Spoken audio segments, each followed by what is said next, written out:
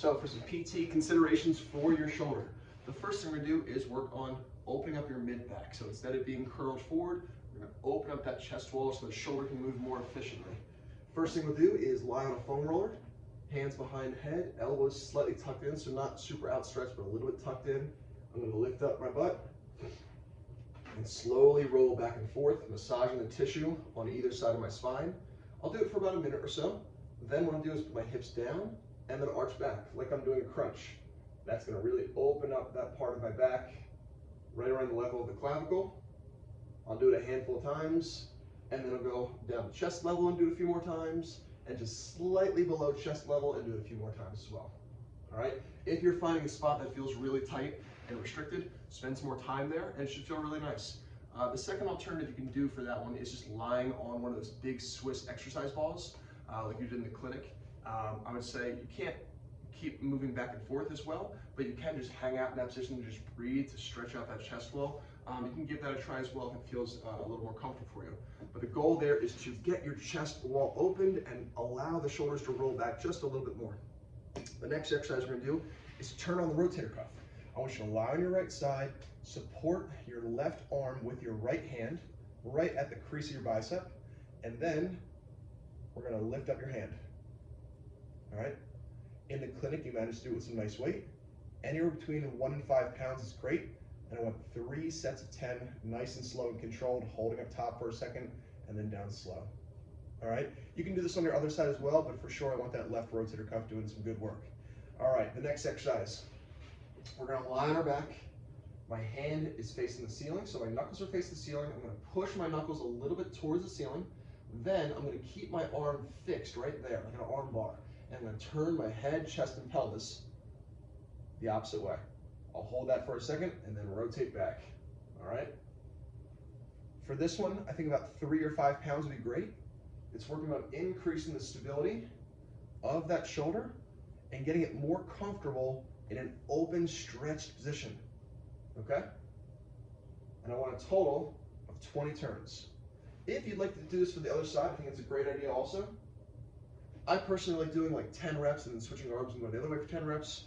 So getting 20 reps on each side, I think would be a great idea. The next exercise we are going to do, a side plank. So open up that left side a little more. We're going to place our right elbow down underneath the shoulder, right hips down, knees bent. And I want you to lift your hips and lift up that left arm up and over. So right now, my arm is completely in line with my head and my torso. That's a big stretch. That feels great for me. If that's too pinchy for you, just reach a little bit in front of you, all right? So I'm gonna lift up and reach in front, hold that stretch, and then come on down. I'm really thinking about getting my knuckles and my palm as far away from me as can to open up that shoulder blade. Don't let that shoulder blade tuck under. We're trying to expand that rib cage and back down. Part of the thesis here is that your rib cage is pulled forward and a little bit down on the left side. So we're trying to really open up that rib cage, not only in expansion for the front, but also the side to let that shoulder do its thing up top here, all right? And for that one, I'd say doing at least 10 or 12 reps is great. Every so often, taking a big, slow, deep, expansive breath to expand your lungs against the rib cage also. Okay, now, exercises for your upper body. I'm gonna give you a whole program for upper body that's going to be more shoulder friendly, but I just wanna show you some form techniques on 2 exercises that are definitely going to be included in your program.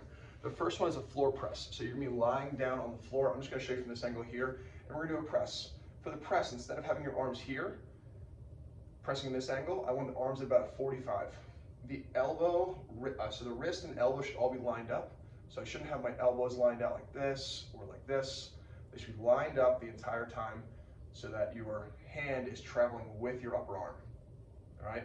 And that 45-degree angle is a lot more preferable for your shoulder. So when you come down, lift your chest just slightly, and then come up. And you'll be lying down for this one, okay?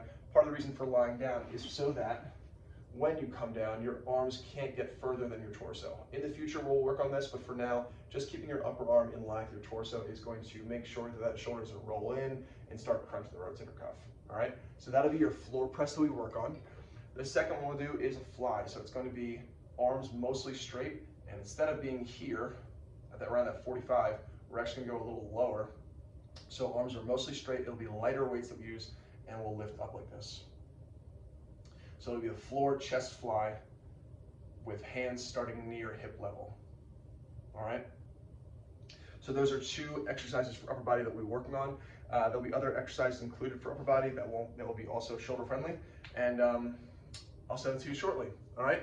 You can give these shoulder exercises a go each day if you'd like to kind of start really loosening up that left shoulder.